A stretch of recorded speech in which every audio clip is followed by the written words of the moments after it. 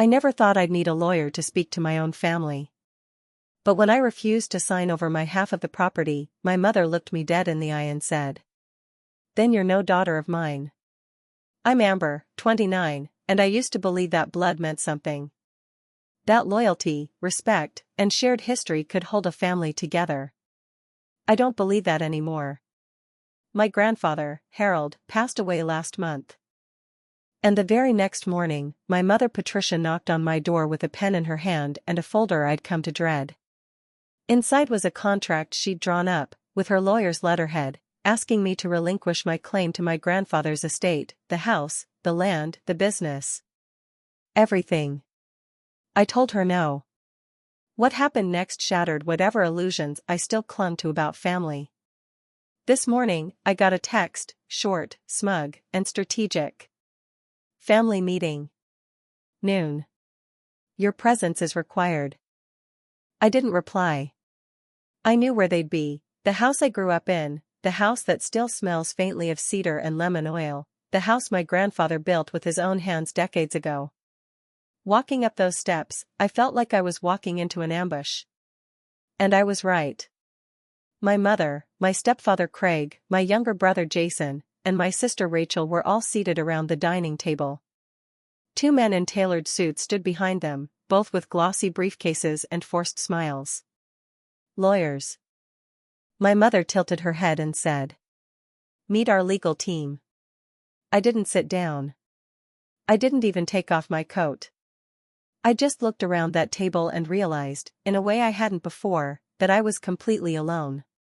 They weren't here to talk. They were here to dismantle me. The man on the left, Richard something, began with a syrupy voice, "Amber, we'd like to propose a solution that benefits everyone." He slid a thick envelope across the table toward me. A check. I didn't even look at the amount. "You think you can buy me out?" I said. "We're trying to avoid making this messy," my mother cut in, her tone as cool as her silver earrings. "You don't understand what this property means to us." To us. Not to Grandpa. Not to the person who actually left it to me. "I understand perfectly," I replied. "It's just that for once, I'm not handing over what's mine." She flinched. Just a little. Then she smiled, and it was the kind of smile that makes your stomach turn. "Then you leave us no choice." Craig leaned forward, clearing his throat. "We'll be filing to contest the will. On grounds of undue influence. Elder abuse, if we must." I felt the blood drain from my face. "You're accusing me of?" "No one's accusing," he said, palms up. "Just asking questions. Like why Harold suddenly changed his will. Or why he gave everything to a single granddaughter, bypassing his own daughter entirely." I looked to Jason and Rachel. Neither could meet my eyes. So that was their play. Smear my name. Strip me of my rights. Destroy my reputation, all to get a piece of something they didn't earn. I stepped back toward the door. "This isn't a meeting," I said quietly. "It's a warning." "No, sweetheart," my mother said, standing. "It's war. The thing about being underestimated is, it gives you time. It gives you room to breathe, to think, to plan." And as I walked out of that house, the house that never quite felt like mine, no matter how many birthdays or Christmases I spent there, I knew what I had to do. I had no interest in being the villain in their narrative. But I wouldn't be their victim either. And I sure as hell wasn't giving up that property. Not after everything he taught me. Not after everything he gave me. Not when it was the one thing in my life that felt earned, sacred, mine. But I also knew, they weren't done. That meeting wasn't the end. It was only the beginning. It's strange how silence can feel so loud once you realize it's the only thing standing between you and collapse. I didn't cry. Not on the drive home. Not when I locked the door behind me and leaned against it for what felt like an hour. I just stood there, staring at the hardwood floors Grandpa helped me refinish 2 summers ago. Every knot in the wood suddenly looked like a bruise. I made tea, out of habit more than desire. Rooibos. Grandpa's favorite. The kitchen still smelled faintly of cedar and lemon, not from any cleaner, but from the old recipe box I kept on the windowsill. His handwriting was still inside, etched in faded blue ink.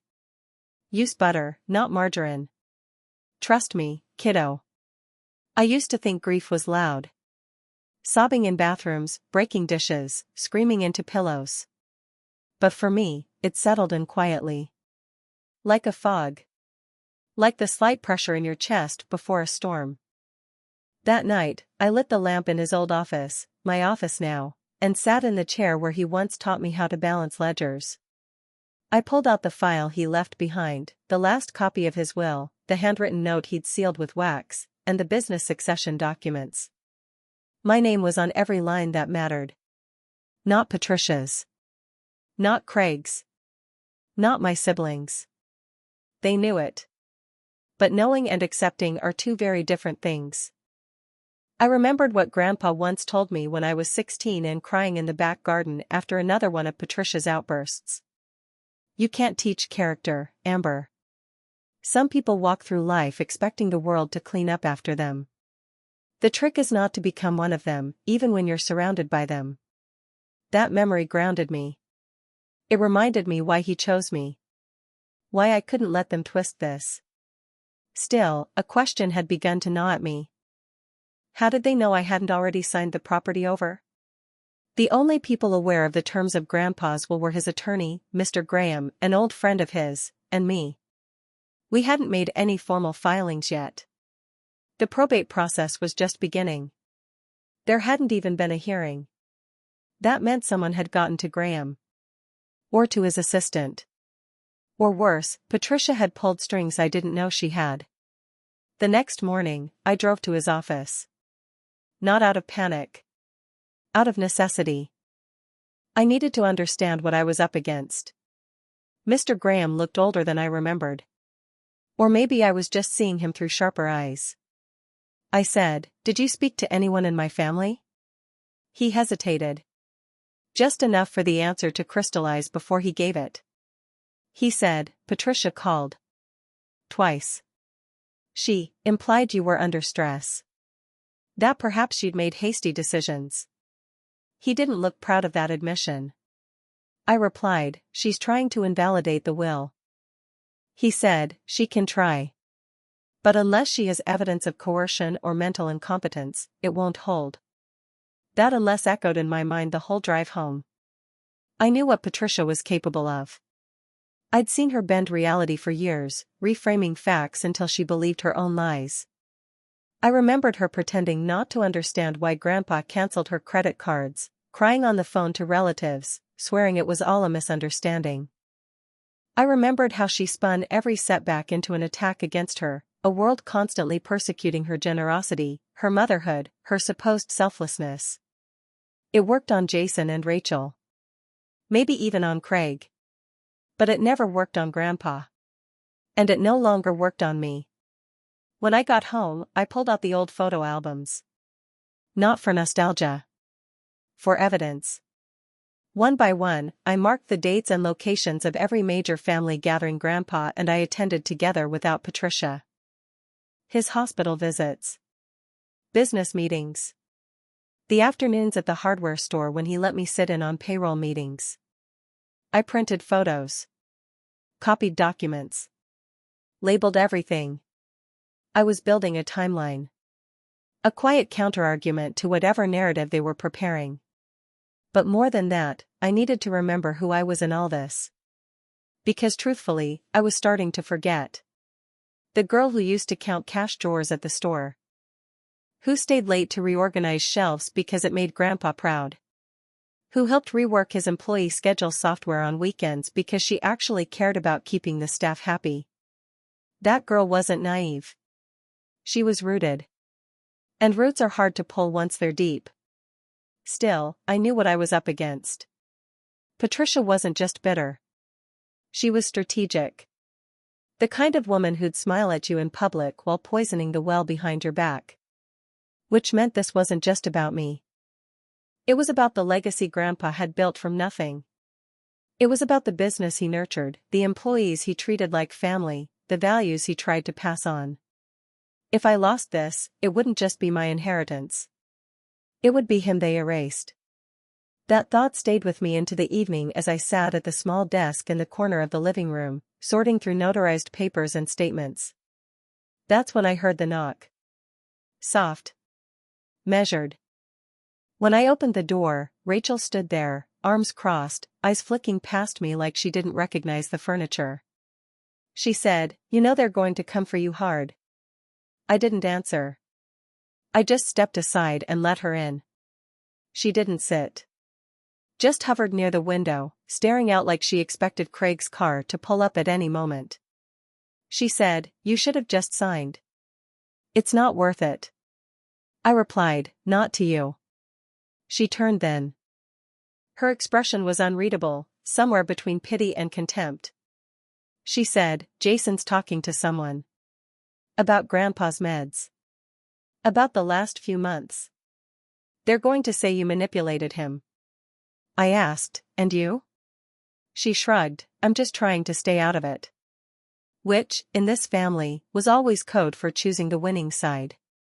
After she left, I stood in the hallway for a long time, hands still on the doorframe, eyes fixed on the place where she'd stood. They were going to frame me. Build a story that made me the villain. The schemer. The desperate granddaughter who preyed on an old man's affection. And Rachel? She was the warning shot. They weren't going to wait for probate. They were going to try to destroy my credibility before the hearing even happened. I closed the door. Locked it. And exhaled slowly. I knew what they were planning now. But they didn't know me as well as they thought. They didn't know I'd already started recording everything. They didn't know what Grandpa had given me, not just the property, but the paper trail. The safeguards.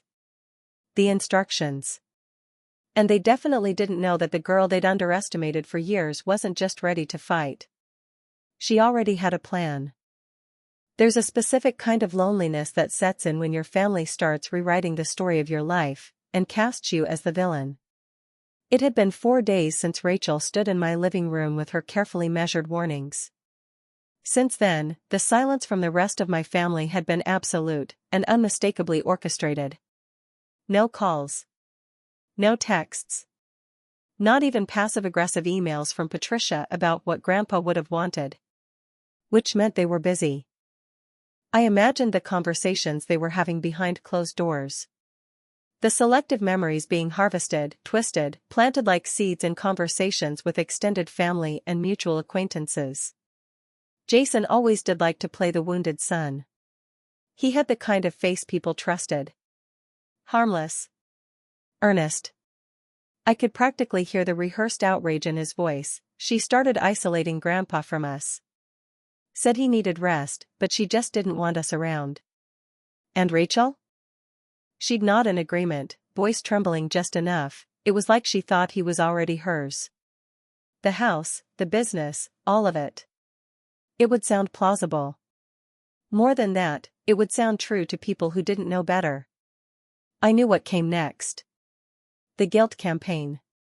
The pity play. The subtle insinuations, dropped like breadcrumbs. She pressured him. He was old. He wasn't thinking clearly. It wouldn't matter that I'd spent every Saturday with him for years. That I'd learned his routines, managed his medications, kept his appointments in order. That I was the one who cleaned his 4-line when home health couldn't make it through the snow.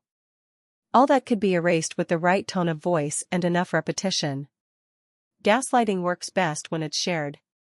But what they didn't know, what they would never know until it was too late, was that I wasn't going to defend myself in their game. I wasn't going to argue on their terms, or crawl into their version of the truth just to prove I didn't belong there. I was going to let them talk. And I was going to listen.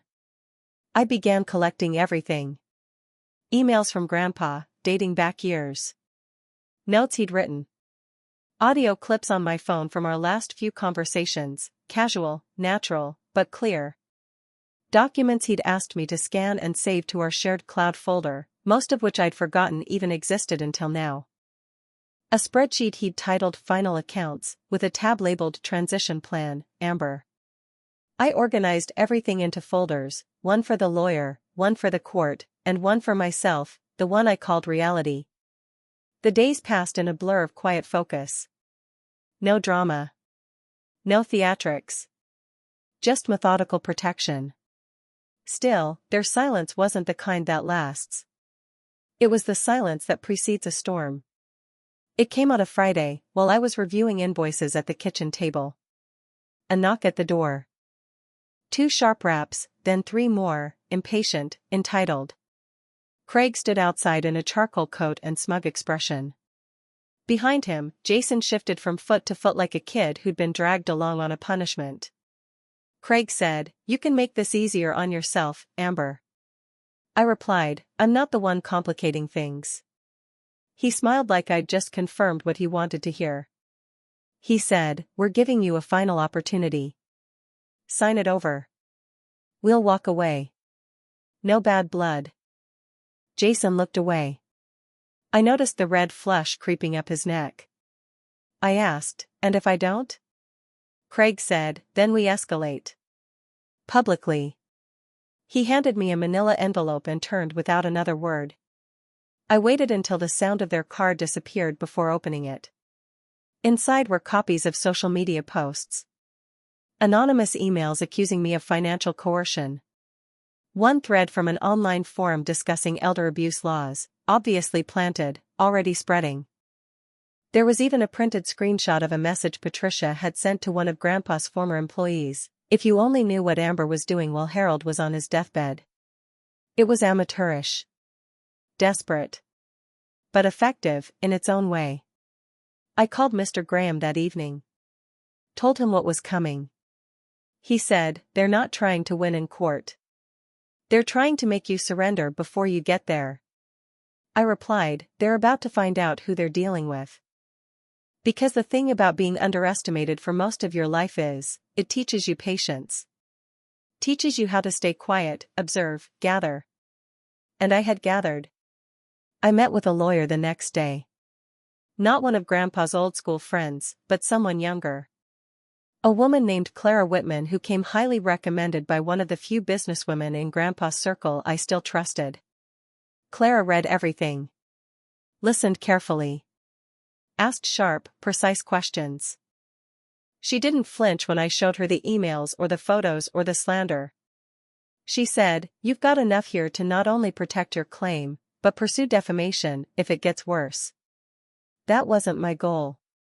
But I needed leverage. And leverage wasn't about using force. It was about holding it, visibly, calmly, so no one mistook your silence for weakness again. The next week, the whispers became louder.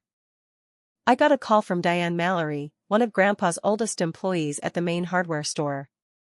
She sounded conflicted. She said, "Amber, I don't know what's going on. But Patricia stopped by the store. Said she was reviewing management practices. Said she was taking over operations soon." I thanked her. Told her I'd take care of it. But after I hung up, something inside me shifted. This wasn't just about the house. Or the land. Or the business. This was about erasure. They weren't just trying to take what was mine, they were trying to rewrite the entire legacy.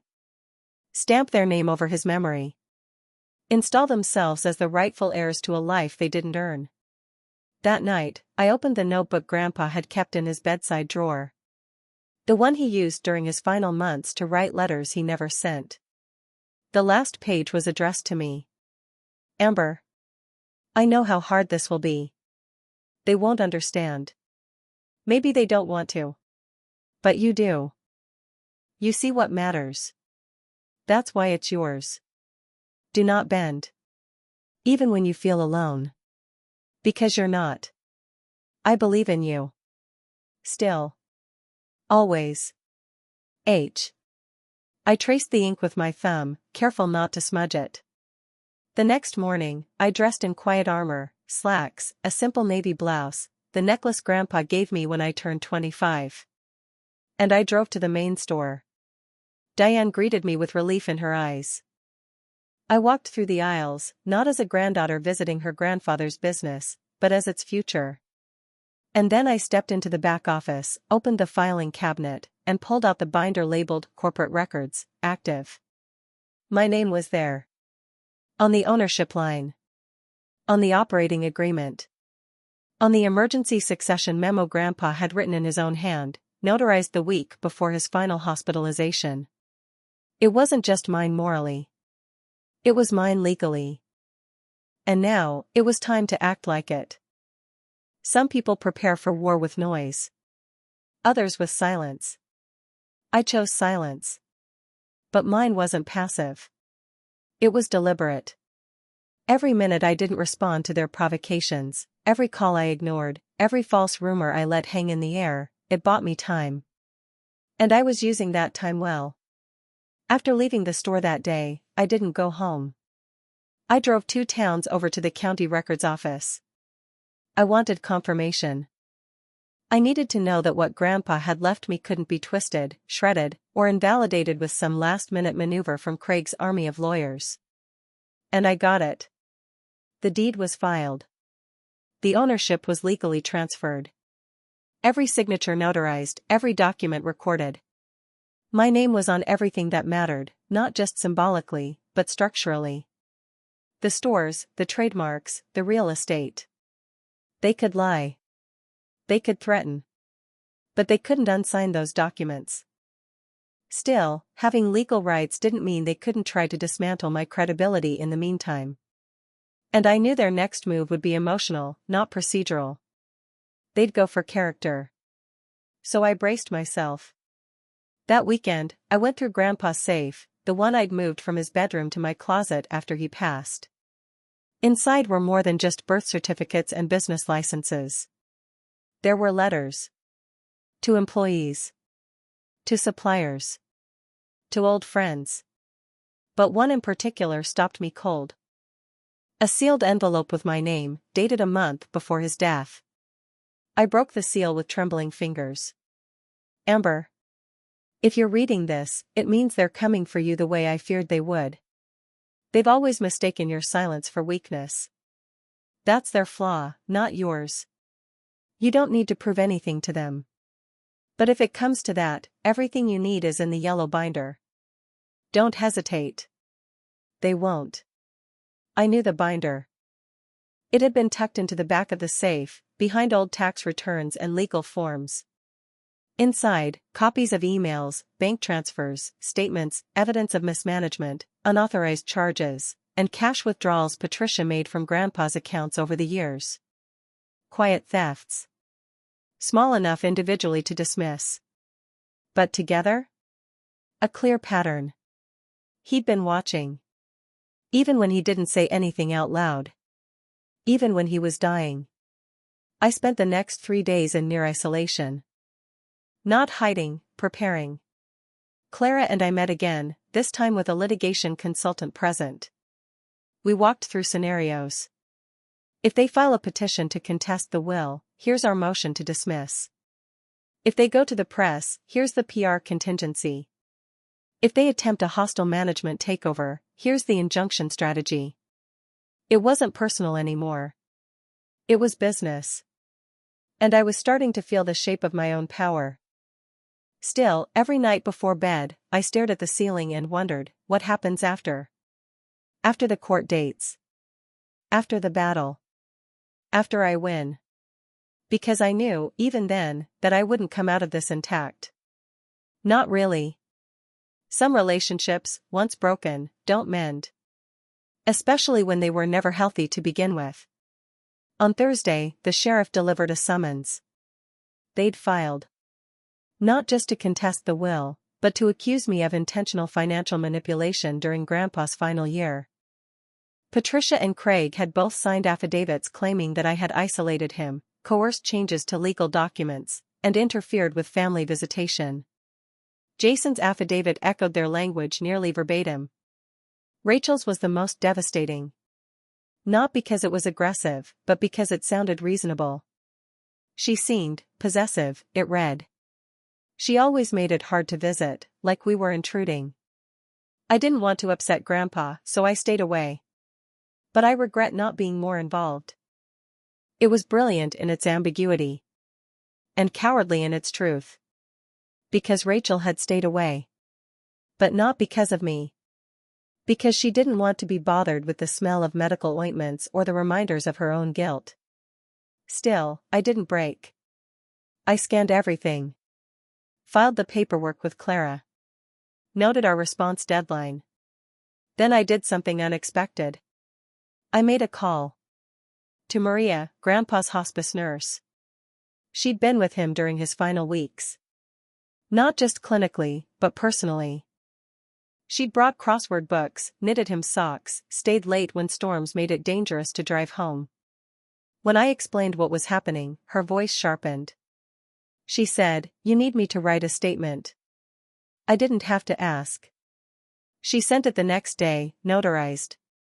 In it, she detailed his clarity of mind, his expressed intentions, and how often he spoke about making sure Amber gets what's hers, not what's owed, but what's earned. I filed it away. It wasn't just a defense. It was a truth I could hold on to. That weekend, I took a walk around the property. The house. The garden. The garage that still held his old Dodge truck with the dented passenger door. It was spring, and the jasmine vines were blooming again along the fence line. He planted those with me when I was 12. Back when Patricia was busy planning her third vacation that year. Back when Craig was still new, still trying to impress everyone. Back when Jason still wanted to be a filmmaker, and Rachel hadn't yet learned that blending in was safer than standing up. I remembered the way Grandpa smiled when the first flowers bloomed, proud, like he'd grown them from nothing but stubbornness. It was the same pride he gave me. I sat on the porch steps until dusk, watching the light shift across the lawn. And then I saw them. Headlights. 2 cars. One black. One silver. They stopped at the edge of the driveway. Doors opened. Patricia stepped out first, dressed like she was walking into a board meeting. Behind her, Craig. Jason. And Rachel, eyes downcast, arms folded. They weren't here to talk. They were here to see. To remind me they were watching. Claiming their presence like a threat. I didn't move. I just sat there. Calm. Still. And then I stood up. And walked toward the gate. Sometimes power doesn't come from raising your voice. It comes from knowing you don't have to. I walked toward the gate, slow and steady, letting the silence stretch long enough to make them uncomfortable. Patricia stood with her arms crossed, mouth tight, a folder tucked under her arm like a weapon. Craig shifted beside her, impatient but careful not to speak first. Jason leaned against the car, pretending not to look nervous. Rachel kept her eyes on the ground. I stopped just short of the gate. Not close enough to touch them. Just close enough to make them feel the line between us. Patricia said, "This property still belongs to this family." I didn't answer. Craig said, "You're acting like some outsider with a legal technicality. You grew up here." I said nothing. Not because I had nothing to say, but because they weren't listening for truth. They were listening for weakness. Patricia stepped forward, eyes narrowing. She said, "You think Harold didn't make mistakes? You think he was some flawless hero?" I replied, "No. But he knew who you were." The words hit. Not hard, not loud. But precisely. She blinked once. Then twice. Then straightened. She said, "If you push this to court, Amber, you will regret it. This can still be settled quietly. We're offering you a very generous buyout. More than fair." I waited. Let the weight of her offer hang between us like smoke. I said, "Fairness isn't yours to define." Jason finally spoke, voice lower than I remembered. He said, "We're your family." I turned my gaze to him. Saw the flicker of guilt in his eyes. But guilt without accountability is just decoration. I replied, "You had the chance to act like it. They didn't expect me to be calm. They expected fire or desperation. Instead, I gave them the unbearable tension of composure. Craig took a step closer, lowering his voice. He said, "We can make this messy. Reputations are fragile. Are you sure you want this kind of attention?" I replied, "Try me." There was no dramatic exit. No shouting. No final insult hurled over a shoulder. Patricia just nodded once to herself, turned around, and walked back to the car. Jason hesitated. Then followed. Craig watched me the longest before turning on his heel. Only Rachel remained. She didn't move. She didn't look at me either. I said, "You didn't have to lie." Her eyes lifted then, slowly. She whispered, "I didn't think it would go this far." I replied, "It already has." She swallowed. Something in her face softened, cracked, then closed again. She said, "You're stronger than I thought." I replied, "No. I'm just done pretending." She left. And I stood there in the growing dark, listening to their cars roll away down the gravel drive. Inside the house, I poured myself a glass of water and sat down at the kitchen table. My hands were steady. My chest was quiet. They'd come here to scare me. Instead, they'd reminded me of what I'd already survived. The next morning, Clara called. The hearing was officially scheduled 3 weeks from today. She said, "They're pushing hard. Their counsel filed an emergency motion. They want the court to suspend all operations of the business until the matter is resolved." I asked her to send me everything. Then I went to the store. Diane greeted me with her usual nod and a look of cautious hope. She said, "We've been hearing rumors." I smiled faintly. I replied, "Let them talk." I met with the store managers that afternoon. Explained what was happening, briefly but clearly. I didn't ask them to choose sides. I just told them the truth. That Grandpa left this to me. That I intended to honor it. And that nothing, not rumor, not family, not litigation, was going to change how we treated the people who made this place run. They didn't cheer. They didn't hug me. But they stayed. And that was enough. Later that week, Clara filed a motion to block the suspension attempt.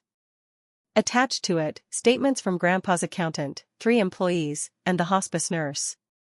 The yellow binder was now a stack of indexed exhibits in an evidence file. The law was on my side. But courtrooms aren't just about law. They're about perception. And Patricia knew how to perform. Clara warned me she'd likely try to portray herself as a loving daughter, cut out unfairly, manipulated by a granddaughter with too much access and too much ambition. Clara said, "They'll try to paint you as cold. Calculating. Detached." I didn't argue. Let them think what they wanted. I wasn't trying to win their sympathy. I was trying to win the truth. The day before the hearing, I went back to the house and walked through each room. Not to say goodbye, but to anchor myself. In the hallway, I ran my hand along the wood paneling Grandpa and I sanded one summer when the air conditioner broke and we couldn't stand to sit still in the heat. In the kitchen, I opened the old recipe box and pulled out his card for sour cream biscuits. The corner still torn where I'd spilled coffee when I was 15. In the bedroom, I paused beside the window, watching the wind roll through the trees. And then I sat down at his desk and opened the last drawer. There, folded neatly, was the only photograph I'd ever seen of him as a young man. Standing in front of the first store, before it had shelves or customers. Just a building. Just hope. He once told me that photo reminded him of what mattered. Not the building, he'd said. But the choice. The leap. The moment you stop waiting for someone to hand you permission. I slipped the photo into my bag. The next morning, I walked into the courthouse alone. Hair tied back. No makeup. A dark gray blazer. Low heels. Clara met me inside, and we reviewed the exhibits one final time. The judge was known for being sharp, impatient with drama, but meticulous with detail. Good. When the hearing began, Patricia was the first to speak. Her voice was steady. Her grief, manufactured but effective. She talked about loss. About legacy. About confusion.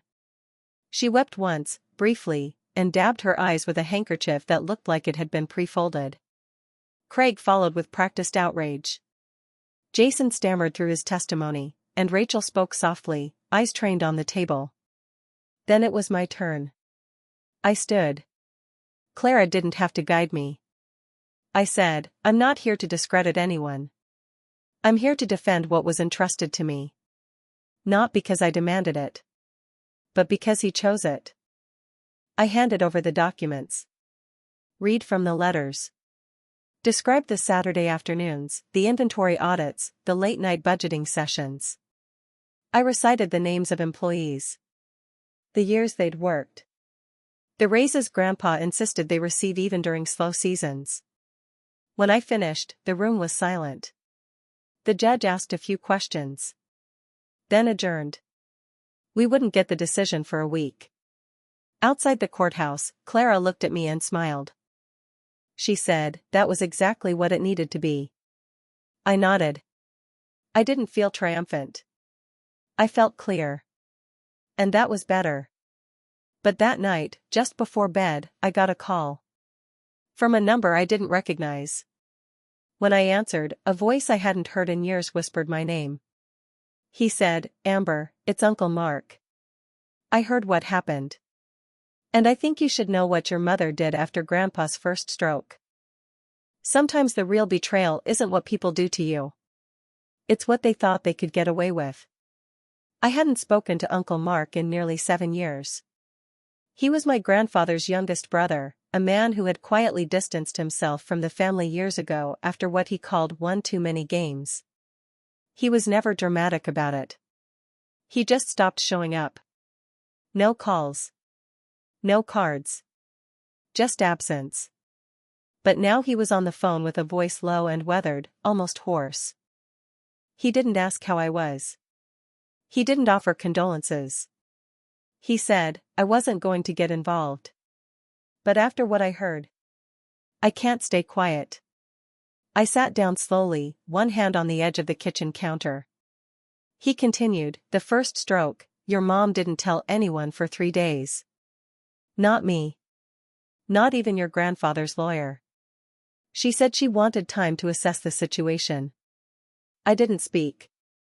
I felt something cold unfold in my chest, deliberate and slow.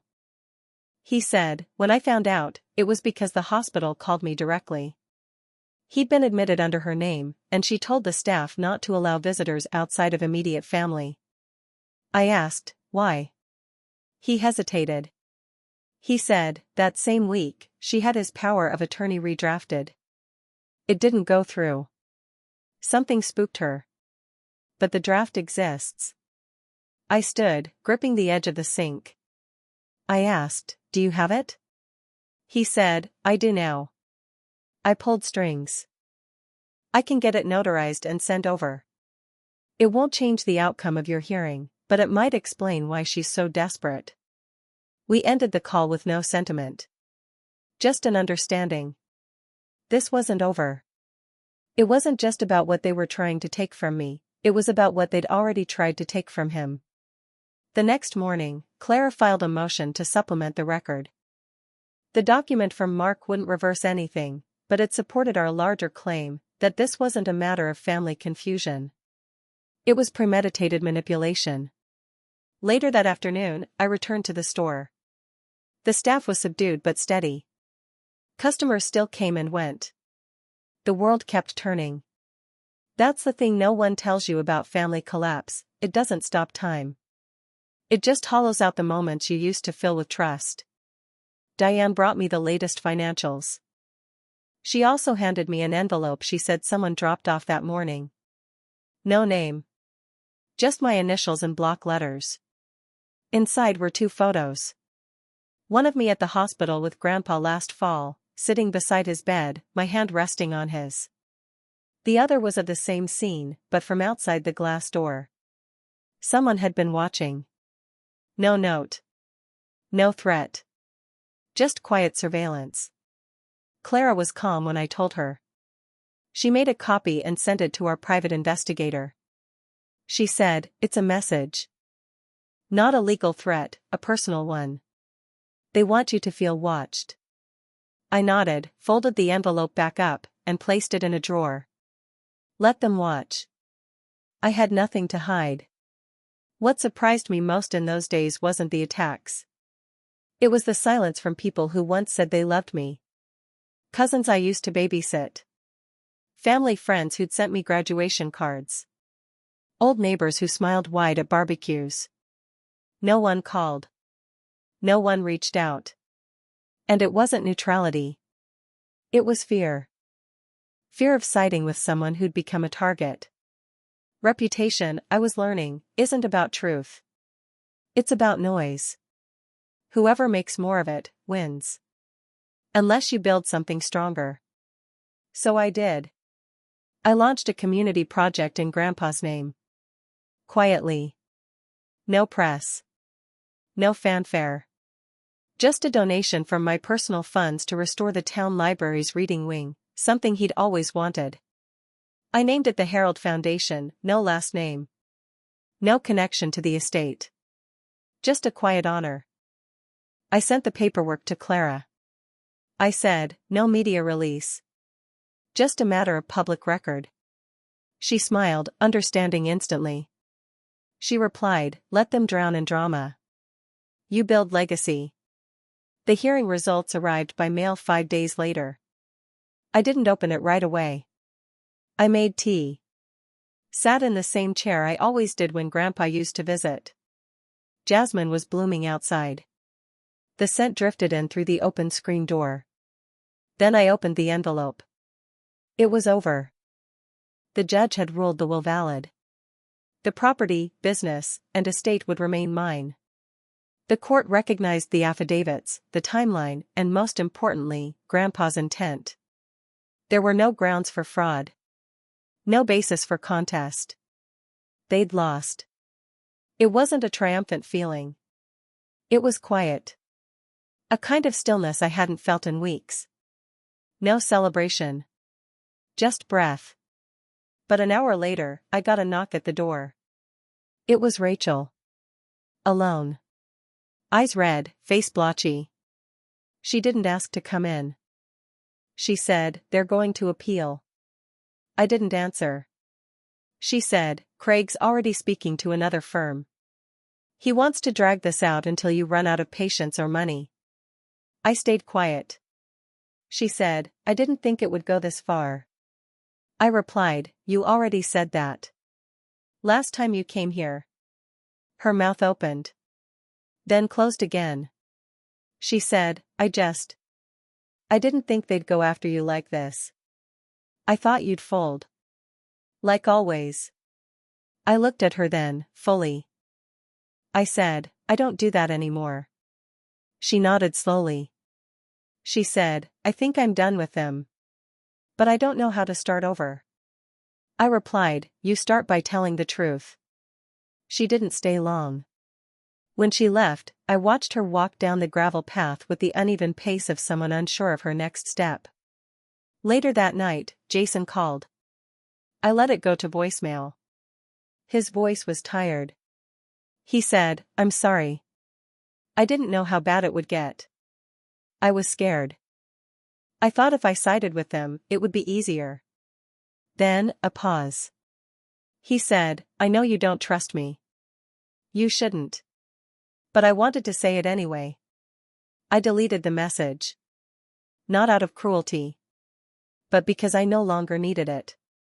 The next morning, Clara confirmed that the appeal had been filed.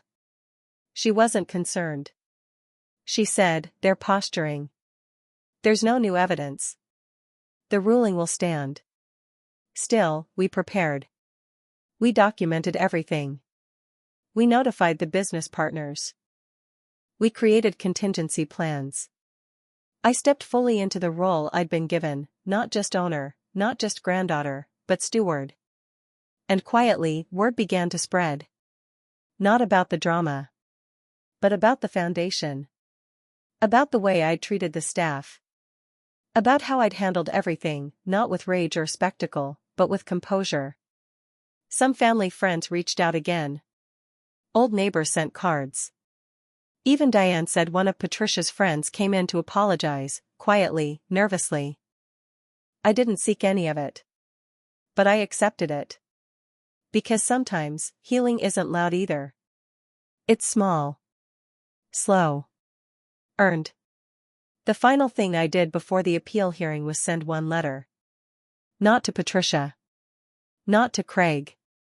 But to Grandpa. Just a note. Folded and buried under the jasmine bush outside the window. It read. I kept it safe. They didn't erase you. And they never will. Some endings don't arrive with applause or closure. They arrive with breath, the kind you didn't realize you'd been holding. The appeal hearing was brief. Just 32 minutes of procedural reaffirmation. No new evidence. No reversal. No surprise twists. It was over before it started. The ruling stood. I didn't cry. I didn't celebrate. I just walked out of the courthouse alone, stood under a sycamore tree, and let the breeze press against my skin like something close to grace. No one met me outside. Clara left through a side door, as she often did, dignified and professional, but with a look in her eye that said, "You did this." She didn't mean legally. She meant quietly. Completely. It took weeks for the noise to settle. Patricia withdrew from the town's social circles, claiming illness. Craig went back to whatever corner of real estate he slithered out of. Jason moved out of state, or at least, that's what Diane heard from one of the suppliers. Rachel sent a letter, not an apology, but an acknowledgement. She said she'd started therapy. I folded it neatly and filed it away. I didn't reply. Not out of bitterness. But because the version of me they knew, the one who once needed validation, who absorbed the blame, who stayed quiet to keep the peace, that person didn't exist anymore. I wasn't angry. I was just free. The first real morning I felt it, I woke to sunlight spilling across the hardwood floor and jasmine blooming so thick against the windows that the scent filled the entire kitchen. I brewed tea and opened every window in the house. I didn't play music. I didn't look at my phone. I just existed. The property felt different now. Not just legally mine, emotionally mine. Every inch of it held memory, yes. But also intention. Not inheritance, but trust. That was the difference. Grandpa hadn't given it to me to reward me. He'd given it to me because he believed I'd keep it intact. Not the buildings, but the integrity. And I finally understood what a weight that was, and how willingly I carried it. I spent the next few months in slow reconstruction. Not of walls. But of meaning. I walked the store floor every week, greeted staff by name, approved repairs that had been delayed, funded new lighting in the back lot to make the closing shift safer for the younger employees. I listened. I learned. People noticed. Not all of them said anything. But they smiled differently. Held eye contact longer. Like they recognized something they hadn't before, maybe not in me, but around me. Clara called one afternoon, just to check in. She said, "You're officially beyond reach now. They missed every window. You're untouchable." I laughed. The kind of quiet, almost disbelieving laugh that didn't ask for a response. I replied, "I was never trying to be untouchable. I just wanted to be left alone." She said, "Now you are. In the best way." And it was true. Even the silence felt cleaner now. No more calls. No more threats. No more watching over my shoulder. What remained was mine. One morning, I walked the perimeter of the property, the full stretch, fence line to fence line. It took nearly 2 hours. At one point, I stopped beneath the old elm tree, the one Grandpa once marked with his initials when he thought no one was looking. I sat there for a while, back against the trunk, arms resting loosely around my knees. And I thought about all the ways this story could have ended. If I'd signed. If I'd folded. If I'd believed what they said about me long enough to let go of what was mine. But I didn't. I didn't because somewhere, in the quiet marrow of me, I knew what was true. And that was enough. I don't believe in vengeance anymore. Not really. I believe in preservation. In resisting the urge to explain yourself to people who've already decided who you are. In letting truth sit still, even when lies dance louder.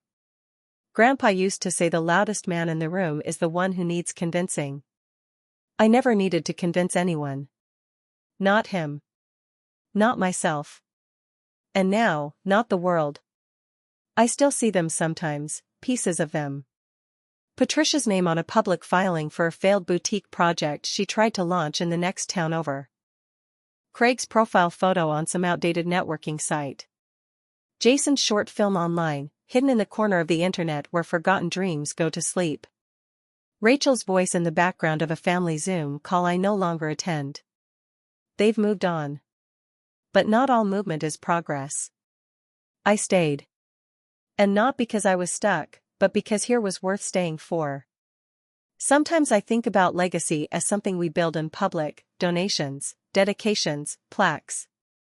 But I don't think Grandpa ever cared about that. His legacy was in the way he looked people in the eye. The way he remembered birthdays without writing them down. The way he taught me to check the oil every month, not because I had to, but because he wanted me to trust myself to be ready. That's the legacy I protect now. Not in court. In daily rituals. In honest work. In not flinching when people test your boundaries. In knowing how to stand alone without becoming hard. I don't visit the cemetery often. But when I do, I bring coffee. I sit on the bench nearby, not right at the headstone.